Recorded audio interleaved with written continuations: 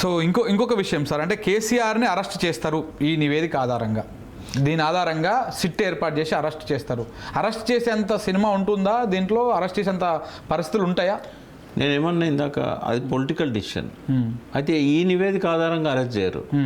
మళ్ళీ ఒక ఎంక్వైరీ జరగాలి, ఇంకోటి ఎంక్వైరీ, ఆయన మీద ఒక ఎఫ్ఐఆర్ ఇష్యూ కావాలి, ఫైనాన్షియల్గా మిస్అప్రోప్రియేషన్ అయిందనో లేకపోతే ఇంకోటో, అట్లాంటి సూటి ఆరోపణలు అయితే కమిషన్ ఏం చేయలేదు.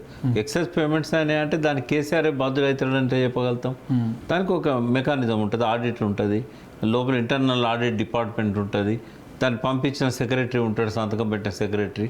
మరి ఆ ఇర్రెగ్యులారిటీస్కు ఎక్సెస్ పేమెంట్స్ అన్నిటికీ రామకృష్ణారావు బాధ్యుడు అవుతాడు, ప్రిన్సిపల్ సెక్రటరీ ఆయనే ఉన్నాడు కాబట్టి.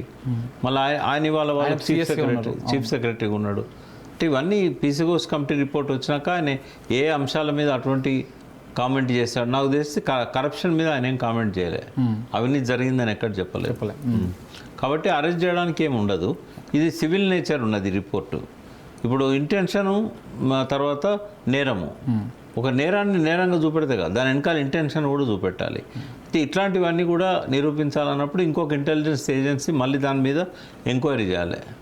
దానికి ఏమన్నా బేస్ ఇది పనికొస్తుందనే చూడాలి. ఈ గోస్ట్ రిపోర్టు సిట్ చేయడానికో లేకుంటే ఇంకో ఎఫ్ఐఆర్ ఇష్యూ చేయడానికో సిబిఐ ఎంక్వైరీకో ఇది ఏమన్నా బేస్గా అవుతుందా ఆ రిపోర్ట్ వచ్చినాక కానీ చెప్పలేదు. ఇప్పుడు ఒకవేళ ఈ రిపోర్ట్ల మీద రేపు కోర్టులో కనుక, అంటే మీరు చెప్పిన దాని ప్రకారము ఈయన ఇవి ఫాలో అవ్వలేదు, ఈ రూల్స్ ఫాలో అవ్వలేదు అని చెప్తా ఉన్నారు కదా, ఒకవేళ కోర్టు కనుక ఈ రిపోర్ట్ను ఇది తప్పుగా ఉంది, ఏకపక్షంగా ఉందని చెప్పేసి కొట్టేస్తే టెక్నికల్ రీజన్స్ మీద కోర్టు కొట్టేసే అవకాశం ఉంటుంది. ఓకే, అంటే ఆయనకి ఇచ్చిన పవర్స్ ఏంది, ఆయన ఎంక్వైరీ ఏం చేశాడు, ఇట్లాంటి వాటి మీద. అంటే సబ్జెక్ట్ పోకుండా టెక్నికల్ తర్వాత కమిషన్ రిపోర్ట్ అనేది శిరోధార్యం ఏం కాదు. చాలా కమిషన్లు వేశారు, చాలా కమిషన్ రిపోర్ట్లు చెత్తబుట్లో దాఖలు చేశారు ప్రభుత్వం. అదేమి మ్యాండేటరీ కాదు, ఏ రిపోర్ట్ వచ్చినా ఆ రిపోర్ట్లో సూచనలను విధిగా పాటించాలని చెప్పి. ఘోష్ గారు కూడా చిన్న చిన్న అంటే ప్రభుత్వం ఇంటెన్షన్ ఏంటండి? అంటే ఎందుకు ఇప్పుడు అవసరం లేకపోయినా ప్రత్యేక సమావేశాలు పెట్టి 5 రోజుల పాటు దీని మీద చర్చ పెట్టి అంత ఈజీగా ఉండదు. వాళ్ళు ఏదో ప్లాన్ చేసుకునే ఈ సమావేశాలు పెట్టి ఇది చేస్తున్నాను అనుకోవచ్చు కదా. వాళ్ళు ఎంత ప్లాన్ ఉంటారంటే కాళేశ్వరం మీద ఇష్యూ బయటికి తీసినప్పుడల్లా ఏదో ఒకటి ఉంటుంది. ఈవెన్ వరంగల్లో టీఆర్ఎస్ పెట్టిన మీటింగ్ కూడా వాళ్ళు వదిలిపెట్టలే. ఒక్కొక్క ఫైనల్ రిపోర్ట్ వచ్చింది, ఒక్కొక్క సందర్భం ఓసారి ఈ గారిని అరెస్ట్ చేస్తారు, ఓసారి సిఈని అరెస్ట్ చేస్తారు, ఓసారి ఈఎన్సీని అరెస్ట్ చేస్తారు. ప్రతి అరెస్టు సందర్భం ఏముంటుందంటే ఏదో ఒకటి టీఆర్ఎస్లో ఈవెంటో లేకపోతే ఇంకోటో ఉంటుంది, లేదా ఎన్నికలో ఉంటాయి. పార్లమెంట్ ఎన్నికలకు ముందు ఎన్డీఎస్ఏ మిడ్ టర్మ్ రిపోర్ట్ వస్తుంది.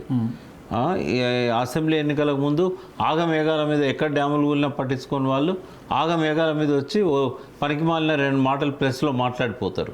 అంటే ఇదంతా కూడా ఏంటంటే ఒక ఉద్దేశపూర్వకంగా జరుగుతున్న కుట్ర. ఈ కుట్ర కొంతకాలం పాటు కొనసాగుతుంది. ఇంకా ఇక ఈ రేపు గ్రామ పంచాయతీ ఎన్నికలు, మండల ఎన్నికలు ఉన్నాయి. ఇలా ఏం చేసినా కాంగ్రెస్ అక్కడ వచ్చేటట్లేదు. కాబట్టి ఇది ఒకటి చూపెట్టి మళ్ళీ కేసీఆర్ను దోషి ఇవాళ నీళ్ళు రావట్లేదు అంటే ఆయనే కారణము, ఇట్లాంటివన్నీ చూపెట్టే కార్యక్రమం. వాళ్ళన్న అవినీతి ఆరోపణలు ఇప్పటివరకు ఎక్కడ ఏ కమిటీ దాని మీద మాట్లాడలేదు, ఎక్కడ ఎఫ్ఐఆర్ నమోదు కాలేదు, ఏడ ఒక్క రూపాయి కూడా అవినీతి జరిగినట్టుగా రిపోర్ట్ లేదు, అసలు కంప్లైంట్ లేదు అసలు. అయినా కూడా ఇప్పటికే అవినీతి అని చెప్తుంటారు. ఇదే మళ్ళొకసారి రేపు మండల ఎలక్షన్స్లో పంచాయతీ ఎన్నికలలో ఉపయోగించుకుంటారు. దానికోసమని ఇప్పుడు ఈ అసెంబ్లీ ప్రహసనం.